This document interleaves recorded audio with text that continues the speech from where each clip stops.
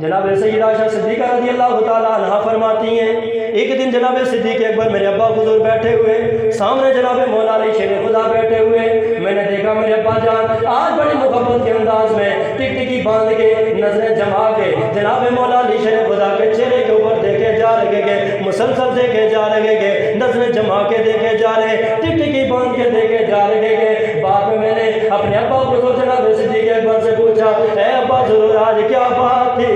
آپ جناب مولا علی کو بڑی محبت کے انداز میں نظر جما کے مسلسل دیکھے جا رہے تھے، آج کیا بات تھی؟ تو جناب صدیق اکبر نے فرمایا، او میری بیٹی عائشہ،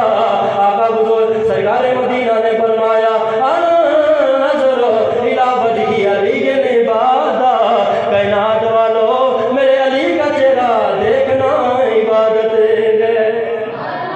میرے علی کا چہرہ دیکھنا۔ اب ایک بندہ آیا جناب علی کے چہرے کو دیکھنے کے لیے، مگر دیکھ نہیں سکا، علی کا رخ ادھر ہے، علی دائیں مڑے ہیں، علی بائیں مڑے، اب دیکھ نہیں سکتا۔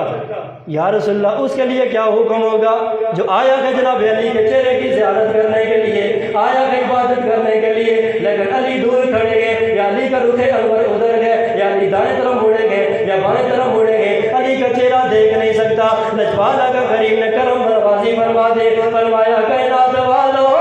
اگر آپ کے بھی علی کا چہرہ نہ دیکھ سکو، فرمایا سن لو تمہارے لیے بھی حکم جاری کر دیتا ہوں، فرمایا کائنات والو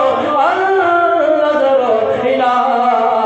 الی علی عبادہ، او لوگو اگر علی کا چہرہ نہیں دیکھ سکتے، علی کا وجود دیکھو گے، علی کا وجود دیکھنا بھی عبادت ہے۔ ماں چہرہ نہیں دیکھ سکے، باقی وجود دیکھ لیا، چاہے پشت کی طرف سے دیکھ لیا، سر انور دیکھ لیا، آپ کے جسم کا کوئی بھی حصہ دیکھ لیا، فرما پھر بھی عبادت ہو جائے گی، پھر بھی عبادت۔ یا رسول اللہ جس نے چہرہ دیکھا اس نے بھی عبادت کر لی۔ یا رسول اللہ جس نے علی کے وجود کو دیکھا، دائیں طرف سے دیکھا، بائیں طرف سے دیکھا، آگے سے دیکھا، پیچھے سے دیکھا، یا اللہ اس کی عبادت ہو گئی۔ لیکن یا رسول اللہ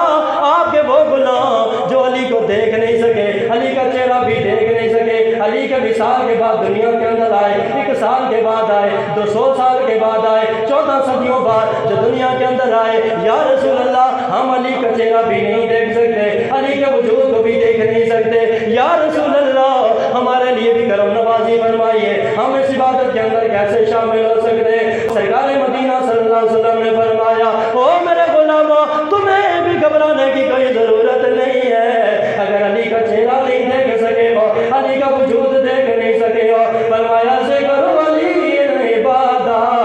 کائنات والو تم محفل سجا لو، اجتماع لگا لو، سارے مل جل کے بیٹھو اور بیٹھ کے ذکر علی کرنا شروع ہو جاؤ، علی کے نعرے لگانا شروع ہو جاؤ، علی کے ترانے گانا شروع ہو جاؤ، علی کی منقبت پڑھنا شروع ہو جاؤ، علی کی شان بیان کرنا شروع ہو جاؤ۔ فرمایا کائنات والو تمہاری زبان سے جو ذکر علی جاری ہوگا، یہ ذکر علی کرنا بھی عبادت ہے، علی کا ذکر کرنا بھی